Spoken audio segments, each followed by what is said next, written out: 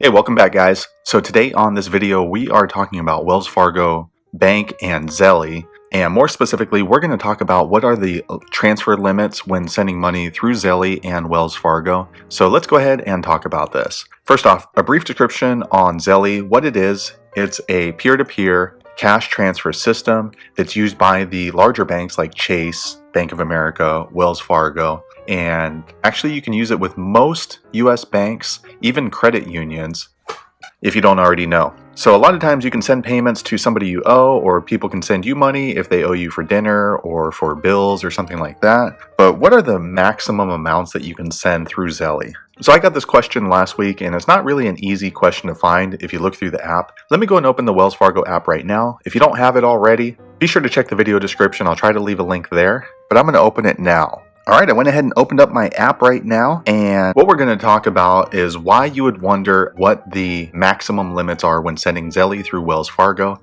Well, it kind of depends on what you're going to be paying for. If you're looking to buy a vehicle or some other large transactions, sometimes the folks would like you to send them a payment through Zelle just because it's an easy payment method. It's usually immediate, but unfortunately Wells Fargo and Zelle have put limitations on the amount that you can transfer over. If you look through the app, there's not really a clear way to figure out what the maximum amount is that you can send through Zelle. So what I did is I went ahead on the Wells Fargo website, not the app, and I found that information. So let me go ahead and scroll over to that now. All right, here we are on the Wells Fargo Bank mobile website, and be sure to check the video description. I'll try to leave a link here just because this information could be updated at any time since bank policies do change from time to time. But the title to this article that is on the Wells Fargo account is Zelle Transfer Service Addendum to Wells Fargo Online Access Agreement. So I'm recording this video in October 2019, but this was updated in March of 2019, and it's a really long document. Actually, it's multiple pages long, but don't worry about that. It's split up into different sections, and what you want to do is go ahead and scroll all the way down until you see section 10. So this is section 1. Let me go ahead and keep scrolling down. That's section 3. Let me go all the way down till section 10. Oh, it looks like I passed it. Let me go ahead and scroll back up. All right, I'm scrolling back up. Keep going all the way until you get to section 10. All right, so here we are. Section 10, your fund transfers to other members. Once you get to that section, you want to go to section 10D. So I'm going over to section D, and then this is where all the information that is included for your Zelle Wells Fargo transfer limits. And just keep in mind that this particular document is pretty vague on what the limits are. It's basically saying that they have a set limit on the amount that you can transfer over a certain time period. However, they can restrict that limit even more, or they can loosen up that limit depending on your funding source. But here's the most important part of it right here. Let me go ahead and zoom in a little bit more, and hopefully you can see that.